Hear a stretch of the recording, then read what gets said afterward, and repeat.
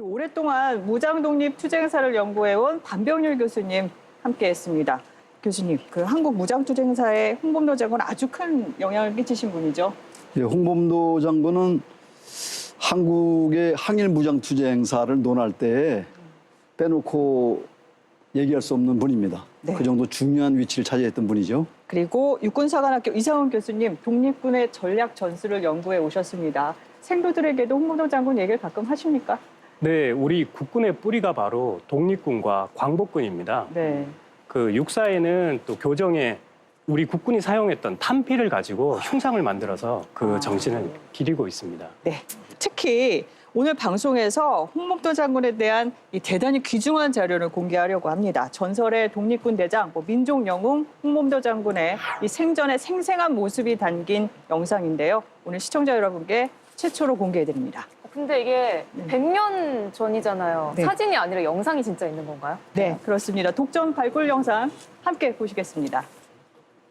이 필름은 1922년 1월부터 2월 초에 모스크바 크레물린궁에서 열린 제1회 극동민족대회 개막식 장면입니다. 네. 각국 대표들이 모스크바에서 내리고 소련의 소비에트 러시아의 사관학교 의장대가 환영했습니다. 지금 대회 단상을 보고 있는데요. 제3인터내셔널 지도자들입니다. 지노비에프, 트로츠키, 칼리닌 등의 어떤 당시 러시아의 최고 실력자들이 여기 나타나고 있습니다. 그리고 이제 일본의 가타야메센, 네. 그 단상에는 여운형, 김유식 같은 한국의 그 지도자들도 들어 있습니다. 그리고 단하에는 이제 그 당시 참여했던 대표들이 모습이 이제 보입니다. 근데 저기 여자분들은 네, 그 앞에 이제 김원경, 돈 에라 이 두 분입니다. 상당히 당시로서는 최고의 인텔리였죠. 저 단어 삭발하신 분이 이제 홍범도 장군이고. 홍범도 장군 약간 긴장한 듯 보이는데요.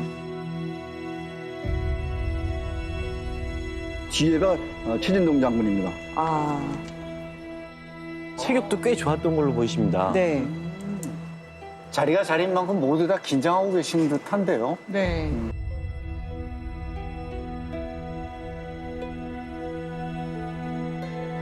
영화 이제- 속 한 장면 같기도 하네요. 네. 네, 그 영영선이 다시 보입니다. 저 때는 30대 중반이라 아주 젊은 홍범도 장군은 모습이네요. 키가 크시죠? 네네. 네. 여기 이제 그 옆에 있는 분이 이제 최진동 장군입니다. 여유롭네요.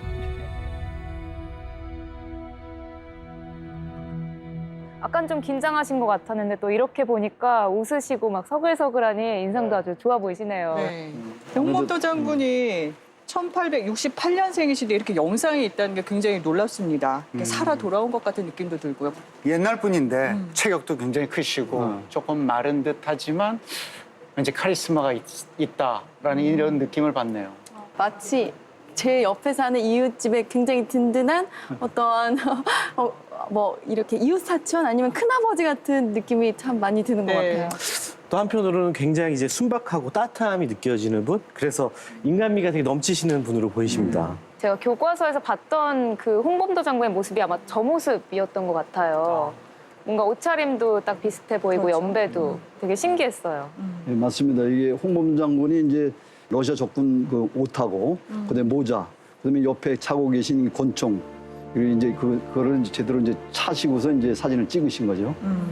제가 듣기로는 이 홍범도 장군이 모스크바에서 레닌을 만났다고 하는데 그러면 시기가 이때가 그때 만나신 바로 건가요? 그렇습니다. 이 대회 중에 레닌이 이제 면담을 했는데 홍범도 장군도 그 조선의 아주 저명한 그 전설적인 독립군 대장이다. 그래가지고 이제 레닌이 이제 그 선물을 여러 가지 이 적군 그 복장하고 네. 그다음에 이제 모자하고 이 권총 이거 이제 받으신 건데 그래가지고 이제 사진을 찍으신 거죠.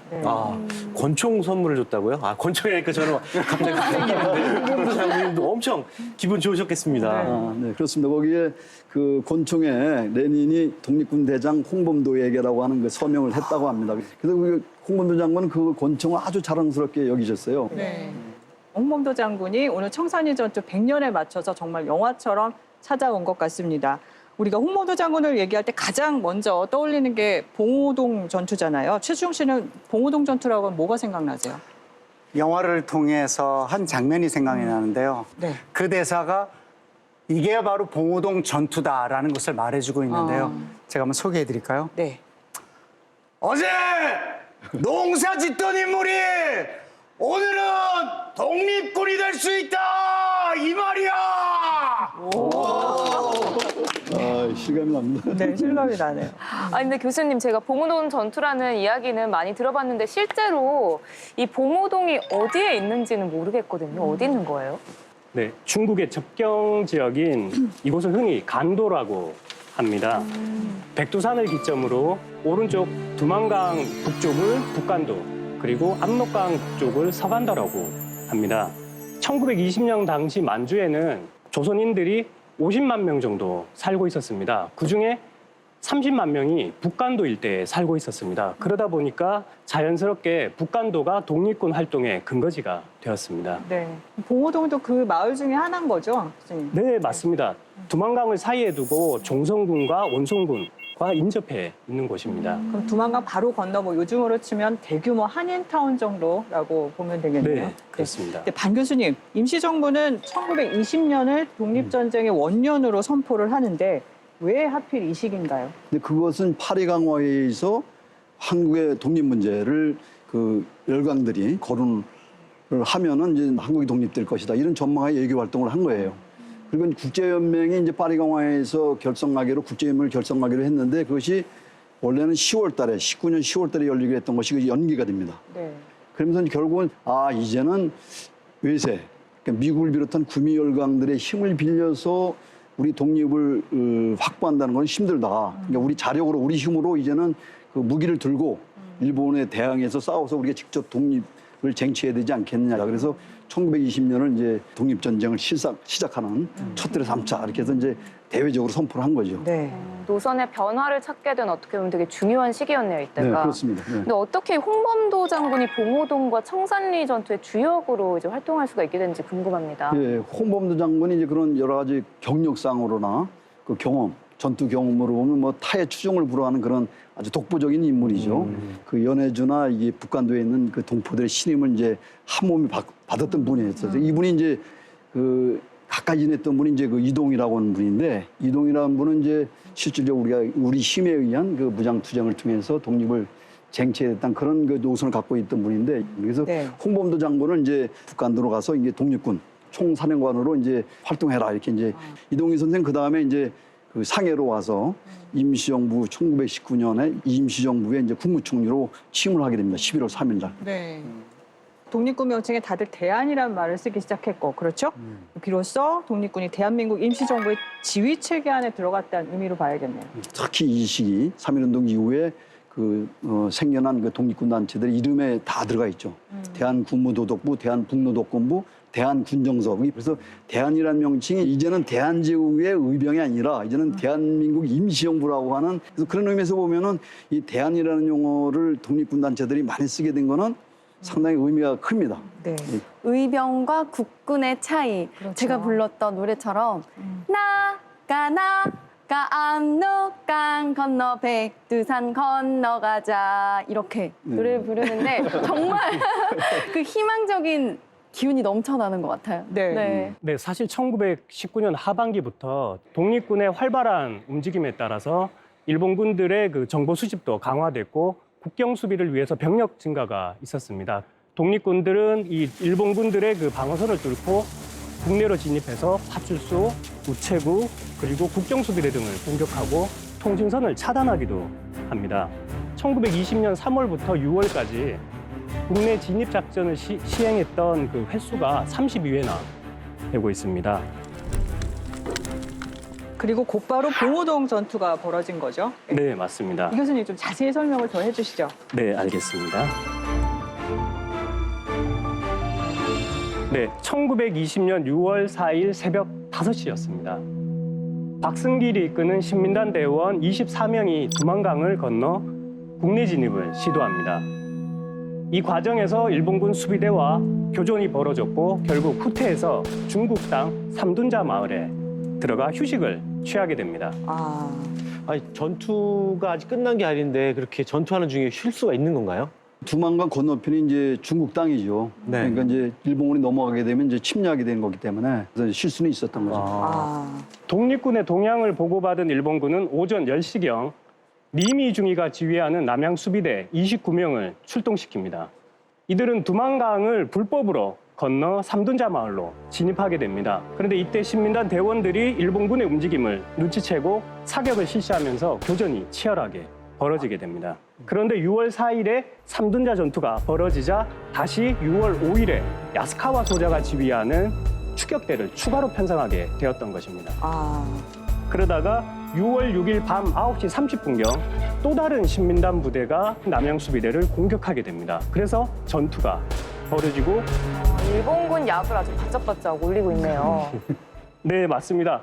그때 종송에 도착한 야스카와의 부대들은 9시 30분경 작전 명령을 하달하고 새벽 3시경이 되면 두 부대가 합류해서 안산 앞쪽에 집결하게 됩니다.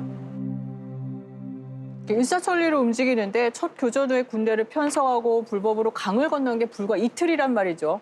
그러니까 그야말로 작정을 한 거네요.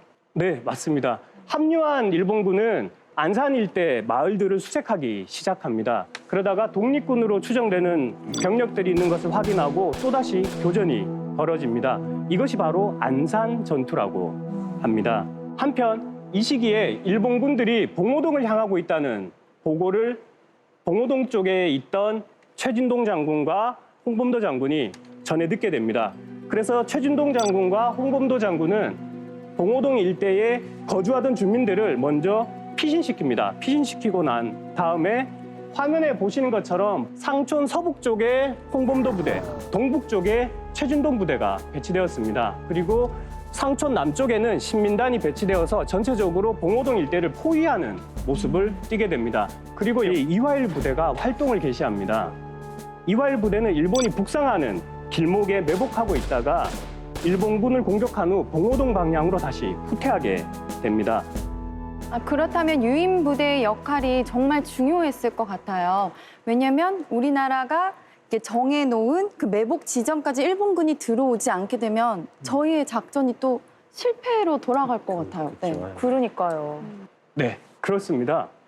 하지만 일본 군대도 만만한 군대가 아니었습니다. 일본군 천병소대가 봉오동 부근의 상촌 부근의 모습을 드러낸 것은 오후 12시 20분경이었습니다. 일본군이 봉오동 상촌에 진입하자 매복해 있던 독립군들이 사방에서 사격을 시작하게 되는데요. 지휘관의 사격 개시 신호에 따라 일제히 사격을 실시했습니다. 그렇다면 독립군이 사방에 매복되어 있는 상태였잖아요. 그러면은 우리가 빨리 승리를 할 수 있었겠네요. 그렇게 쉽지만은 않았습니다. 일본군은 그 당시 아시아 최강을 자랑하던 일본 육군이었고, 그리고 화력 면에서도 일본군이 정규군이다 보니까 여러 가지 무기들을 가지고 있었기 때문에 1시간 동안 치열한 교전이 봉오동 상촌 일대에서 벌어집니다. 오후 1시 5분경 야스카와 소자가 전황을 판단한 다음에 공격 명령을 내립니다. 일본군 전투 보고서에는 독립군 주력이 735 고지에 있으니까 735 고지를 먼저 공격하고 주력 부대로 하여금 비파동 방향으로 전진하라. 명령은 아주 구체적인데 전진은 뜻밖의 방향입니다.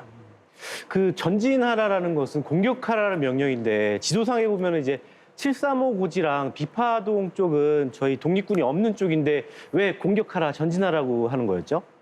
왠지 후퇴하라 이렇게 말을 하고 싶은데 차마 그렇게 못 말하니까 남쪽으로 전진하라 이렇게 얘기한 거 아닐까요? 맞습니다.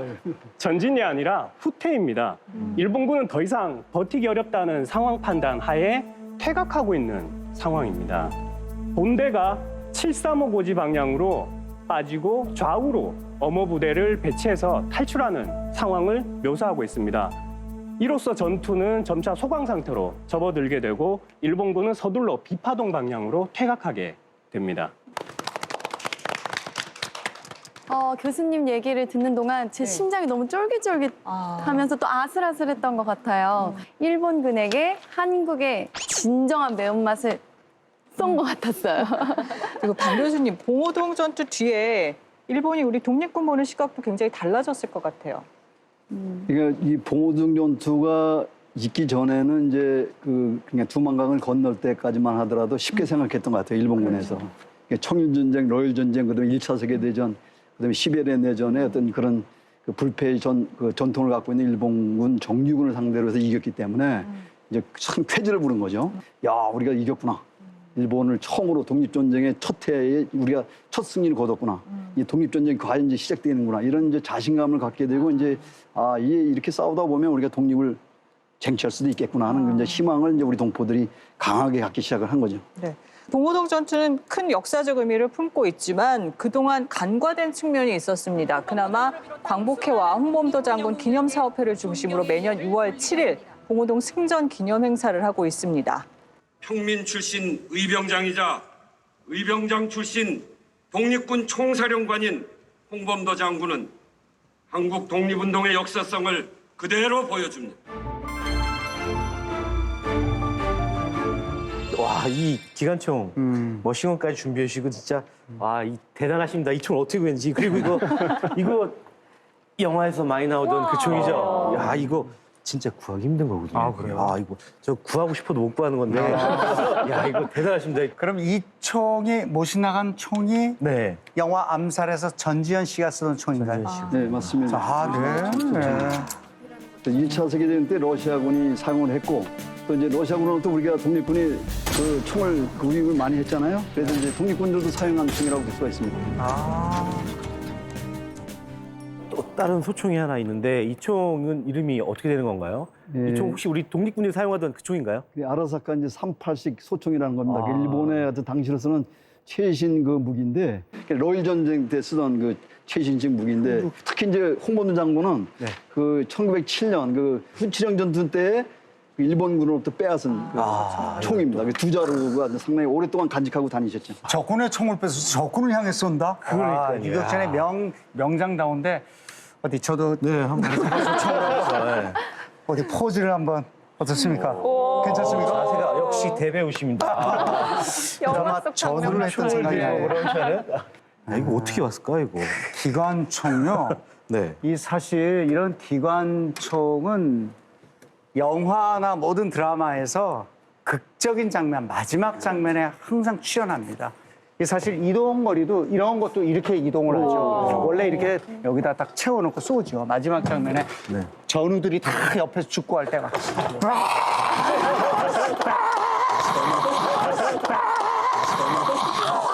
이렇게 쏘는 거.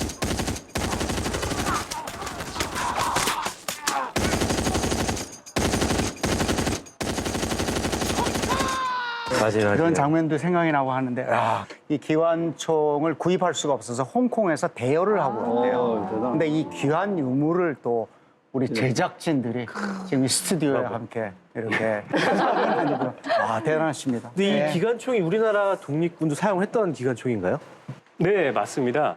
그 독립군들이 기관총을 비롯한 여러 무기류를 구입하면서 우리의 전력이 상당히 강화되었다고 볼 수 있습니다. 그리고 맥신 기관총 자체가 당시에 최신식 네. 기관총이었습니다. 진짜 이것만 있어도 전력이 확 상승했을 것 같습니다, 진짜. 만만치 않았을 것 같아요. 네. 그렇다면 이러한 총들을 독립군은 어떻게 구했는지도 무척 궁금해요. 이게 쉽게 구할 수 있는 물건이 아니잖아요. 물론 이제 독립 무기를 구입하는 그 이 통로는 이제 여러 가지죠. 러시아군뿐만 아니라 이제 일본군하고 싸워서 한 그 노획한 그 무기들도 있고 또 이제 체코군이 이제 마지막으로 이제 떠나면서 그 무기들을 이제 많이 또 팔았습니다. 그래서 그건 이제 일본은 이제 또 체코군을 통해서 이 무기를 이제 입수하기도 했죠. 체코는 유럽에 있는 거잖아요. 그렇죠. 러시아는 그렇다 쳐도 체코에서는 어떻게 총을 구해온 거예요? 네, 북한도의 독립군과 체코군, 좀처럼 연관이 없어 보이는 두 나라가 인연을 맺게 된 특별한 계기가 있습니다. 네, 매년 8월이면 체코 프라하 교회에서 체코 군단의 무용담을 기리는 행사가 열립니다. 이 체코는 1차 세계대전 중에 독립을 했는데 이때 체코 군단의 역할이 대단히 중요했습니다. 그래서 지금도 체코 국민들은 체코 군단을 사랑하고 존경하는 차원에서 매년 이 행사를 같이 만들어간다고 합니다. 일종의 독립군의 날 같은 거죠. 체코 민족은 16세기부터 20세기 초반까지 오스트리아 헝가리 제국의 지배를 받았습니다. 1차 세계대전이 발발하자 오스트리아는 체코인들을 징집해서 러시아 전선에 투입시켰습니다. 하지만 그 체코인들은 러시아에 투항해 버리게 됩니다. 연합군들은 이 체코인들을 재편성해서 체코 군단으로 만들어서 다시 프랑스 전선에 투입시키고자 합니다. 하지만 육로로는 독일로 막혀 있었기 때문에 시베리아 열차를 타고 블라디보스토크까지 이동시킨 다음에 다시 미국을 경유해서 유럽으로 보내는 아주 긴 작전을 수립하게 됩니다. 그래서 연해주에 도착했던 체코군들은 경비를 마련할 겸 이 무기들을 독립군에게 팔게 되었던 것입니다. 마치 조선 청년들이 일본 합병으로 끌려갔다가 탈출해서 광복군이 된 것과 좀 비슷한 사례겠죠. 이상원 교수님, 그렇다면 네. 이 무기를 구입하려면 어쨌거나 자금, 돈이 많이 필요하잖아요. 그럼 그 무기 구입비는 어떻게? 네, 만주와 연해주에 살던 우리 동포들이 십시일반 냈던 성금이 가장 큰 비중을 차지했습니다. 또 하나 궁금한 점이 생기는데 북간도에서 블라디보스토크까지만 해도 거리가 수천 킬로미터는 넘고 과연 이걸 어떻게 옮겼을까? 네, 보는 들도 워낙 많잖아요. 일본군, 중국군, 러시아군, 그리고 또 마적대까지. 근데 그런 거를 다 피해서 운반해야 됐을 텐데. 몇천 킬로가 되죠. 상당히 먼 거리인데 처음부터 끝까지 다 이동시킬 수 없잖아요. 네. 그러니까 이제 주로 중간중간에 이제 어느 정도 일정 거리를 이제 릴레이식으로 이게 이제 30명 정도 조를 짜면 30명이 여기서부터 저기까지. 그 다음부터는 이렇게 해서 30명 조에서 이제 그 독립군 근거지로 이제 이동을 하는 거죠.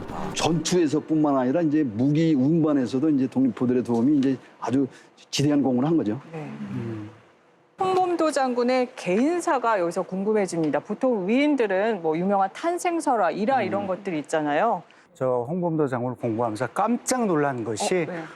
이 홍범도 장군은 도대체 한 시기도 편한 날이 없었습니다. 와, 이런 인생이 과연 있었을까의 연속이고 불우한 삶의 연속이었는데 제가 이 홍범도 장군께서 남긴 일기를 가져왔습니다. 그 한 대목을 제가 한번 읽어드리겠습니다. 네. 1868년 평양 서문안 문열사 앞에서 탄생하여 모친은 7일 만에 죽고 아버지 품에서 여러분네들의 동양젖을 얻어먹고 자라다가 9살에 아버지마저 세상을 떠나시니 남의 집 머슴살이로 고생하다가 15세 내 나이를 2살을 도두어서 군대에 납할수로 4년을 있었다. 남의 집을 전전하면서 머슴살이를 한 거죠. 엄청난 그 모멸과 냉대, 차별 뭐 이런 것들을 뭐 수없이 겪으면서 이제 일종의 그런 이 부패라든가 또는 부당한 그런 억압이라든가 이런 것에 대해서 하여튼 체질적으로 이게 분노를 하는 그런 분이었어요. 그래서 이제 이것을 벗어나는 방법 중에 하나가 이제 아까 우리 최수정 선생님이 얘기한 대로 나팔, 그 군대 들어가는 거죠. 네. 그런데 좀 너무나도 잘 어울리는 것이 군대와 홍 장군님이 그냥 한 몸 같다? 뗄래야 뗄 수 없다? 그런 또 이미지가 그려지는 것 같아요. 그래서 그 군대에 가보니까 부정부패가 보통이 아니고 이 장교들이 일반 병력을 탄압하는 건 이게 또 말도 아니고 그래서 거기 장교를 죽이고 이제 그다음에 이제 탈출해 도망을 가가지고 이런 험한 세상을 벗어나가겠다 그래가지고 이제 그 신계사에 들어가서 이제 그 지담 스님 밑에서 이제 한 1년 정도 그래도 이제 공부를 좀 한 거죠. 그래서 이제는 이제 혼자 이렇게 분노를 터뜨리고 싸우고 투쟁하는 것보다는 그래도 좀 조직적으로 생각을 하면서 다른 사람들과 같이 하겠다는 걸 이제 공부를 하게 된 거죠. 일종의 뭐 수련 기간이었네요. 야생마 같은 그런 기질을 좀 다듬는 그런 시기랄까? 그렇죠. 그렇죠. 절에 있었던 시간도 상당히 홍범도 장군한테는 그래도 안정적인 그런 했던 또 네. 거기서 나와서 그 총을 배워가지고 그다음부터 이제 짐승을 잡는 산에서 그런 이제 포수로 해서 자질을 이제 충분하게 이제 하고 이제 사냥도 하고 나중에 이제 총 쏘는 명사수로 될 수 있는 기본적인 교육을 이제 자기 스스로 이제 3년 동안 이제 배운 거죠. 네. 그래서 그 전설로만 전해지던 홍범도 장군의 사격 솜씨를 직접 목격한 분의 귀한 증언을 저희가 또 찾았습니다. 보시죠. 대볼이구나. 네, 저분은 카자흐스탄 고려극장 대표 배우였고요. 홍범도 장군의 일지를 함께 정리했다고 합니다. 그저 만시장 대자이다. 그저 그렇게 고사했다. 이거 알았지. 그렇게 큰 사람인 걸 몰라. 그래, 아마 초잘 논다는데 우리가 어떻게 좀 깨하더라. 그래라 그럼.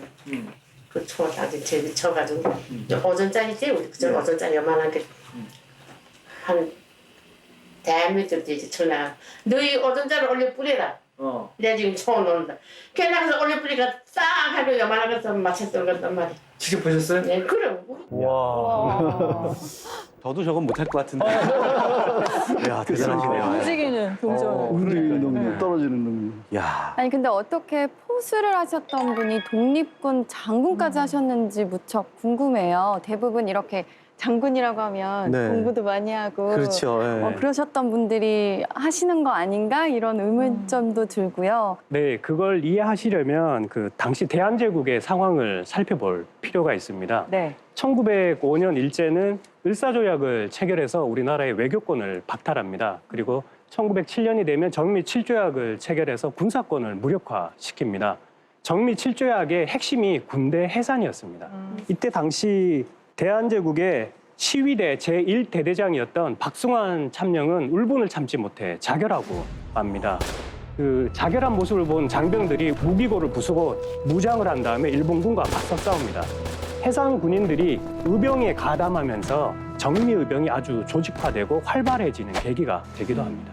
아니, 나라에 군대가 없으면은 그게 나라는 아니잖아요. 네, 그렇습니다. 일제는 한 달 후인 1907년 9월 3일에 총포 및 화약류 취체법을 발동해서 전국 포수들의 총들을 다 수거하게 만듭니다.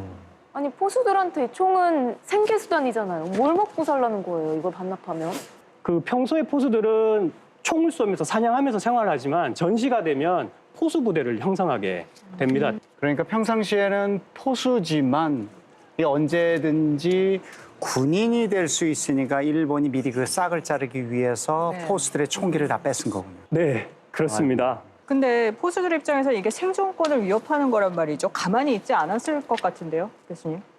그렇죠. 당연하죠. 이제 네. 생계수단이기 때문에 홍범도 장군을 비롯한 게 포수들이 생각에는 그냥 앉아서 이 일본군하고 이제 일진의 그 앞잡이들 이 사람들에게 이제 그 총을 뺏기기보다는 차라리 이제 우리가 단결해서 힘을 모아서 이제 이거를 막아야 되겠다. 의병 투쟁에 이제 나서게 된 거죠. 네. 네, 저는 이 의병봉기 때 이 홍범도 장군의 연설이 확 와닿더라고요. 네.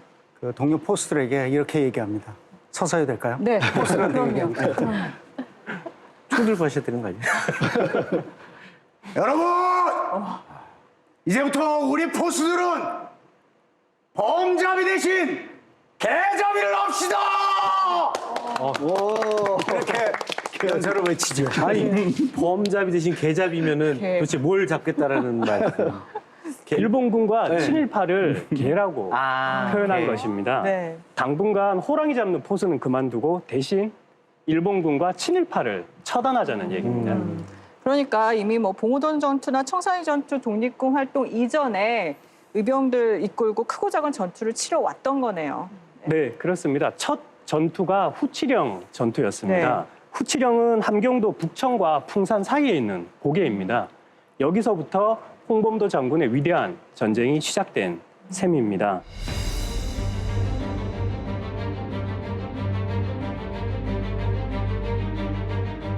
그러면 홍범도 장군은 거의 주로 산에서 전투를 하셨겠어요?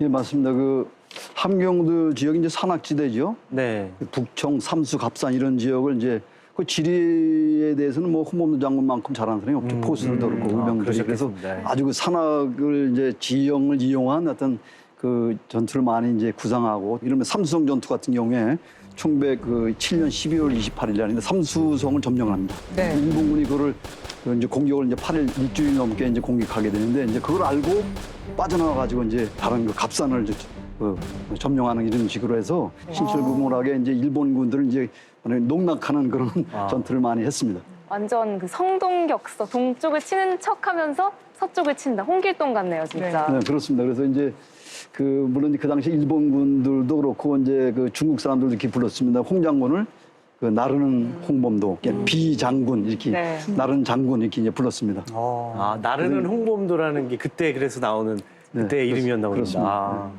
그러니까 나르는 홍범도라는 말이 정말 실감이 나는데 개인사가 궁금해집니다. 교수님, 가족은 있었나요, 홍범도 장군이? 네, 단양 이씨 부인과 두 아들을 두었습니다. 네. 큰아들은 홍양순인데 10대 후반부터 아버지를 따라다니면서 의병 활동에 참가를 했었습니다. 네, 홍범도 장군의 러브 스토리가 참 대단합니다. 홍범도 장군은 금강산에서 스님 시절 비군이었던 이씨 부인을 만나 사랑에 빠져 한속합니다. 결혼 후 아들 양순과 용환을 낳고 단란한 가정을 이룹니다. 그런데 의병 활동 중 부인이 일본군에 잡힙니다. 일본군은 남편 홍범도에게 투항의 편지를 쓰라며 이 씨 부인을 협박합니다. 그러나 이 씨 부인은 모진 고문을 받으면서도 사나이나 아낙네나 실끝 같은 목숨이 없어지면 그뿐이거늘 영웅호걸인 내 남편이 내 말을 듣고 올 사람이 아니다. 나를 죽여라 라고 저항합니다. 결국 이 씨 부인은 옥중에서 고문으로 죽습니다. 그런데 한 달 후 큰아들 양순도 일본군과 전투 중 전사하고 맙니다. 그리고 장군은 그 아픔을 묻고 둘째 아들 용환과 함께 연해주로 갑니다. 둘째 아들 홍용환도 성장 후 아버지와 함께 전장을 누비다가 안타깝게 병사하고 맙니다. 홍 장군은 애끓는 아픔을 가슴에 묻고 쓸쓸히 말년을 맞습니다.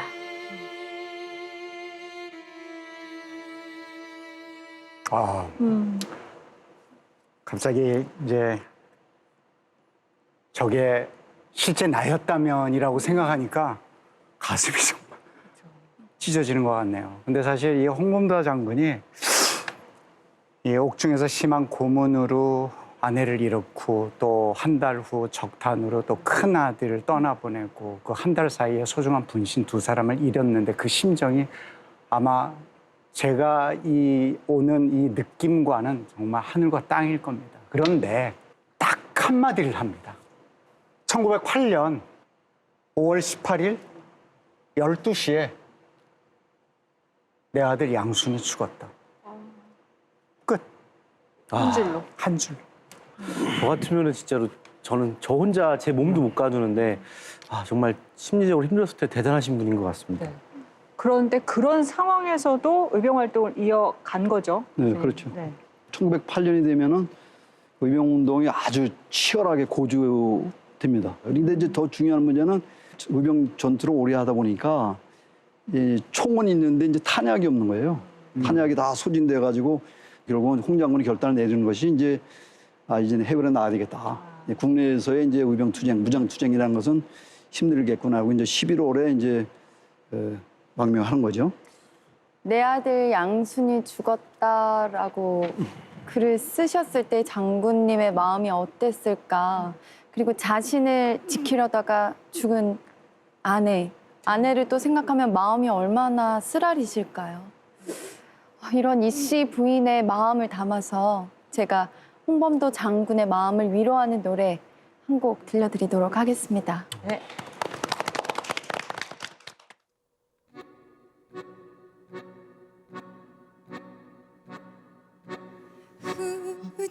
후지령에 눈이 내리면 나인 줄 아세요. 바위처럼 든든한 장군을 감싸 안을게요. 푸른 초선의 향기 속에 그대 숨결 느낍니다. 바람 되어 눈꽃 되어 장군 그대와 함께입니다. 사랑하는 나의 결혼 우리 기억하고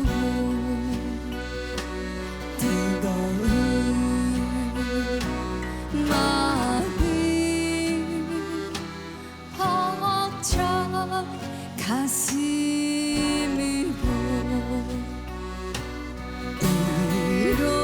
의로운 전지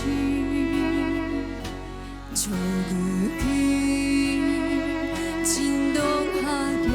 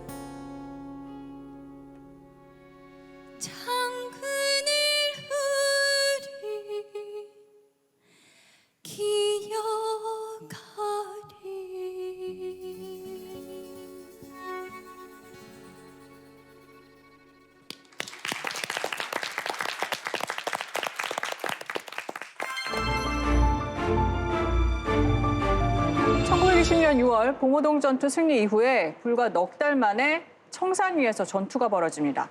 봉오동 때와는 달리 일본군의 규모가 엄청나게 커졌는데 아무래도 봉오동 때 패전한 게 영향이 있었겠죠, 교수님? 일본 정부나 일본군 입장에서는 충격이 컸습니다. 러시아 혁명이 이제 10여 년에 진행되면서 이 연해주 블라디보스토크까지 혁명 세력이 장악을 하게 돼요. 만약에 러시아 혁명 세력하고 우리 독립군 세력이 손을 잡는다고 한다면은 이건 큰일 나는 문제죠. 네. 그러면 일본의 입장에서 볼 때는 이 식민지 조선 한반도를 지키는 것, 또 나아가서는 러시아와 그 만주를 먹겠다고 하는 그 오래된 그 꿈을 그 실현하는 데 있어서 엄청난 장애가 되는 거예요. 그러니까 잔인하고 이제 엄청난 계획을 가지고 이제 그 대군이 이 간도에 있는 독립군을 토벌하기 위해서 이 동포 사회를 그 말살시키기 위해서 이제 들어오는 거죠.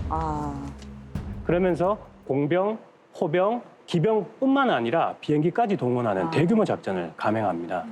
간도 지역을 갑, 을, 병 이렇게 3개의 구역으로 나누고 기무라지대, 히가시지대 이렇게 3개 구역으로 편성을 합니다. 몇 년 전에 비행기까지 출동을 할 정도면 독립군에게는 엄청난 위기였겠는데요. 근데 우리가 흔히 착각하는 것이 청산리 전투를 한 곳에서 일회성으로 끝나버린 전투라고 생각하는 경우가 많습니다. 그렇지만 이 청산리라는 지역은 서울의 5배 정도 되는 면적입니다. 아주 광활한 지역입니다. 그리고 산악지대. 그러다 보니까 청산리 곳곳에서 일주일 정도에 걸쳐서 10여 차례 발생했던 그런 그 전형적인 유격전이라고 할 수 있습니다. 네. 그러면 이 복잡한 청산리 전투의 과정을 좀 알기 쉽게 분석을 해볼까요? 최수종 씨, 박세연 아나운서 준비하셨죠? 중국군의 압력으로 홍범도 장군은 명월구를 출발해서 1920년 9월 하순 청산리 인근 이도구에 도착을 합니다. 한편 김자진 장군의 북로군 정서군 600여 명도 9월 중순 서대파를 출발하여 10월 중순 청산리 입구인 삼도구에 도착합니다. 그즈음 홍범도 장군은 이도구에서 독립군 연합부대를 결성합니다. 네, 청산리 전투는 10월 21일 오전 9시 30분 김좌진 장군의 북로군정서가 대군평에 매복을 해 있다가 추격해오는 일본군을 공격함으로써 그 장대한 전투가 시작이 되는데요.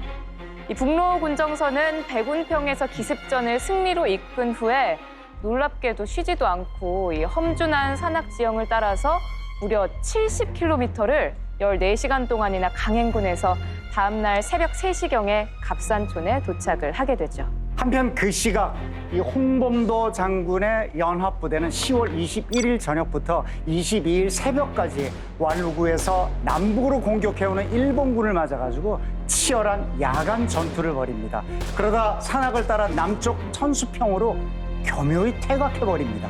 네, 한편 그 시각 갑산촌에서 막 휴식을 취하고 있던 김좌진 부대는 인근 천수평에 일본군 기마부대가 있다는 정보를 듣자마자 곧바로 또 그곳으로 달려가서 공격을 합니다. 바로 천수평 전투죠. 그러나 이 전투는 북로군 정서군에게는 위기가 됩니다. 근처 어랑촌에 일본군 본대가 있었던 것입니다. 북로군 정서의 위치가 노출되었으니 위험천만인 상황인 거죠. 그럼 호랑이의 꼬리를 밟은 거네요. 죽기 살기로 싸우거나 죽기 살기로 도망가거나. 그리고 네. 24시간 동안 2번이나 전투를 치르고 또 70km를 강행군했잖아요. 맞습니다. 그러나 이 북로군 정서군은 피하지 않습니다. 이 어랑촌으로 급히 이동하여 어랑촌에서 가장 높은 고지인 874 고지를 선점합니다. 그러자 대규모 일본군이 능선을 따라 공격해 옵니다. 이 청산리 전투 중 가장 격렬했던 어랑촌 전투가 바로 시작이 된 겁니다. 네, 당시 일본군이 병력도 많았고 또 포병 부대까지 있었습니다. 그래서 북로군정서군이 유리한 위치를 선점했음에도 불구하고 이게 시간이 지날수록 고전할 수밖에 없었습니다.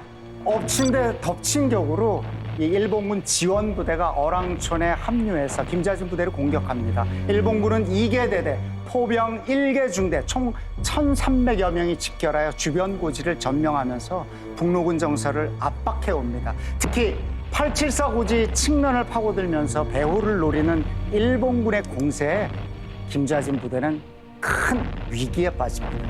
그런데 바로 이때 정말 혜성처럼 이 홍범도 부대가 등장을 합니다. 완로 전투 후에 천수평으로 남아있던 홍범도 장군은 전투 소식을 듣자마자 어랑촌으로 가서 즉각 전투에 돌입을 하는데요. 홍범도 부대는 측면고지를 장악하고 우회하던 일본군과 일본군 포병부대에 기관총을 퍼붓습니다. 이렇게 해서 결국 10시간 넘게 치러진 어랑촌 전투는 김좌진 부대와 홍범도 부대의 연합전술로 일본군을 막아내게 되죠. 네. 정신력의 승리를 보여준 북로군 정서, 또 벼랑 끝까지 밀렸을 때 등장한 홍범도 부대. 듣기만 해도 손에 땀을 쥐게 되는데요. 일본군은 탄약이나 각종 군수물자가 계속 지원됐겠지만 독립군은 지원을 받을 수가 없잖아요. 그렇습니다. 그것이 가장 큰 문제였습니다. 네. 처음부터 탄약과 물자가 부족한 상황에서 전투가 한 곳에서만 지속되면 치명적으로 보급 문제가 드러날 수밖에 없었습니다. 네, 그래서 이 어랑촌에서 밤이 되자 독립군은 소모전을 피하기 위해서 재빨리 이동을 합니다. 김좌진 부대는 북상하여 완루구에서 야영을 하고 다음 날인 10월 23일 오전 만기구에서 일본군과 격전을 펼칩니다. 네, 한편 홍범도 장군은 남쪽으로 내려가서 산속에서 밤을 샌 후에 23일 아침 갑산촌에서 일본군을 또다시 기습하고 이번엔 고동하곡 쪽으로 이동을 합니다. 이 북으로 간 김좌진 부대는 10월 24일 저녁 천보산에서 일본군을 공격합니다. 이것이 천보산 전투입니다. 네, 한편 고동하곡에서 야영 중이던 홍범도 부대를 이번에는 일본군이 먼저 공격을 해오는데요. 다행히도 홍범도 부대는 급히 산으로 올라서 일본군을 역공하고 물리칩니다. 네, 이렇게 해서 일주일간의 청산리 전투가 마무리가 됩니다. 네, 이렇게 듣기만 해도 굉장히 긴박함이 느껴지는데 최수정 씨, 이동거리가 엄청났겠는데요? 그렇죠. 홍범도 부대 또 김좌진 부대가 하루에 60km에서 70km, 즉 한 150여 리를 이동했다고 그러는데 그것도 그냥 우리가 그냥 이런 거리가 아니라 산악을 이동했으니까 그렇죠. 그게 정말 초인적이죠. 네. 근데 계산해 보니까 어쩔 때는 거의 72시간을 깨어 있으면서 교전을 했더라고요. 3일. 그러니까 잠도 잠이지만 먹는 건 어떻게 했을까요? 굶주림. 네. 홍범도 장군 일지에 당시 그 처참했던 기록이 있습니다. 네. 어랑촌 전투 직후 상황인데요. 밤낮 4일을 싸우다 양식이 없어 죽게 되니 마가목 열매를 따먹고 있었다. 9월 11일 밤에 추운 산간에서 불도 놓지 못하고 떨다 보니 날 밝은 후에 군사 3사람이 없어졌다. 찾아보니 나무 밑에 엎드린 채 얼어 죽어 있었다. 네. 북로군정서의 지휘관이었던 김훈 선생도 당시 참혹했던 상황을 증언하고 있습니다. 3일 동안 감자 몇 개밖에 못 먹고 소나무 껍질과 솔잎으로 때우니 독립군은 병자같이 기력이 떨어져 나중에는 배낭 속 양초까지 갉아먹었다. 그런데 그 당시에 미처 생각하지 못했는데 적의 살이라도 뜯어먹지 못한 것이 한이다. 그 살을 먹고 그 피를 마신 듯 우리 원한이 다 풀리겠는가.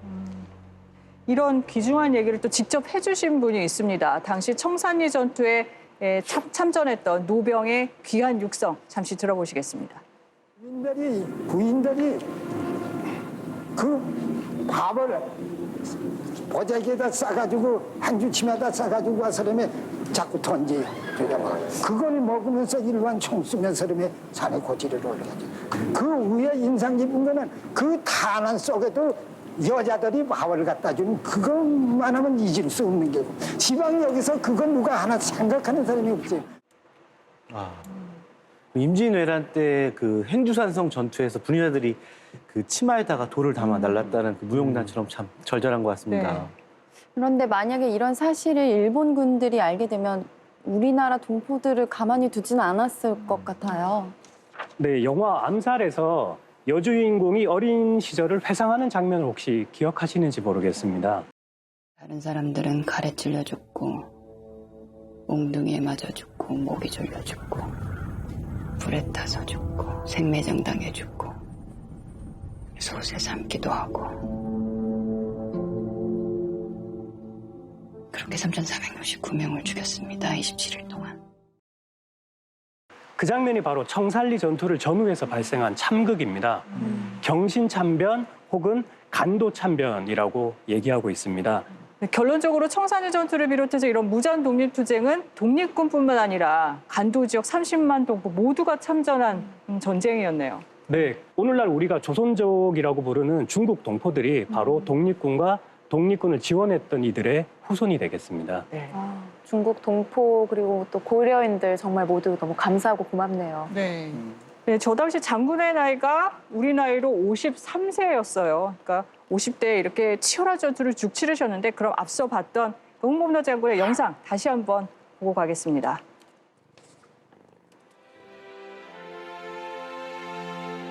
개인적인 무슨 야망이나 욕심이 없는 그런 지도자 이렇게 느끼지 않으세요? 네.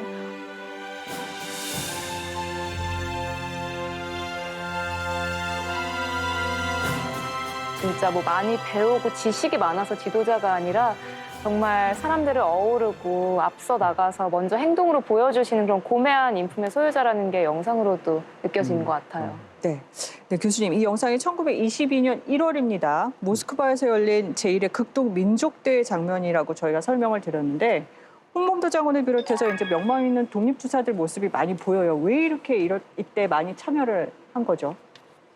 요 시기가 되면은 이제 그 미국을 비롯한 그 열강들, 구미 열강들이 우리 독립을 가져다 줄 수 있다고 하는 그런 것에 기대가 이제 상당히 배신감으로 이제 빠지게 됩니다. 그래서 이제 당시에 신흥 소비에트 러시아의 지도자들, 특히 이제 레닌이 이제 이 식민지 반식민지에 이제 그 해방 운동을 도우게 되는 거죠. 그래서 이제 우리 같은 경우도 이제 그 러시아 그 소비에트 정부로부터 이제 200만 루블 약속을 받게 되고 지금 거기서 한 60만 루블을 우리가 이제 실질로 받게 됩니다. 그러니까 이제 그 민족주의자든 사유자든 심지어는 이제 그 기독교 목사님들까지도 이게 소비에트 러시아의 도움을 받아서 우리가 독립을 할 수 있다고 한다면은 우리가 손을 잡을 수 있다. 이런 생각으로 이제 모스크바에서 열리고 있던 그 극동민족대회에 56명의 대표가 대거 참여를 한 겁니다. 참석을 하는 겁니다.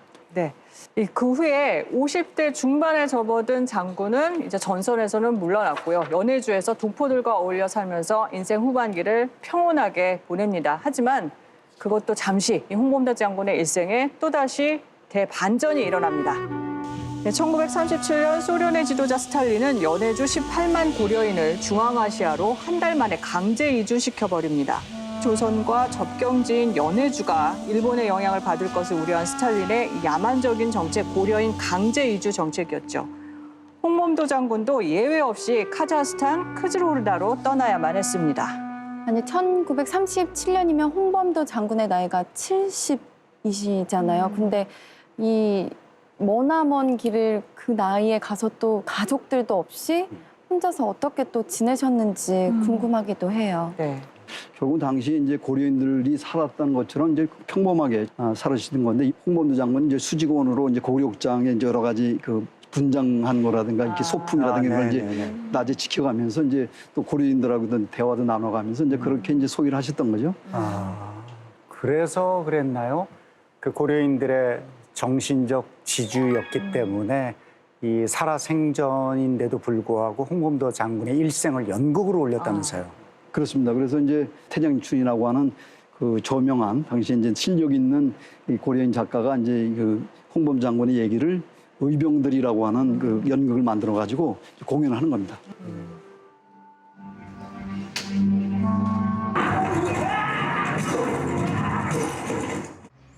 홍 대장, 어떻게 그 놈들이 우리 병사들을 포위했는가? 대장님을 아버지처럼 믿고 따랐습니다. 우리를 인도하세요. 앞으로 백성들이 피 한 방울도 흘리지 않게 함께 싸웁시다, 대장님. 네. 이렇게 공연이 올라간 바로 다음에 홍범도 장군은 그토록 바라던 조국의 광복을 2년 남겨두고 1943년 10월 25일 만 75세로 이역만리 카자흐스탄에서 생을 마감했습니다. 10월 25일에 돌아가셨다고 하니까 바로 내일인데요. 청산리 대첩 기념일과 홍범도 장군의 기일이 같은 날인데 정말 이날은 뜻깊은 날이 아닐 수가 없을 것 같습니다.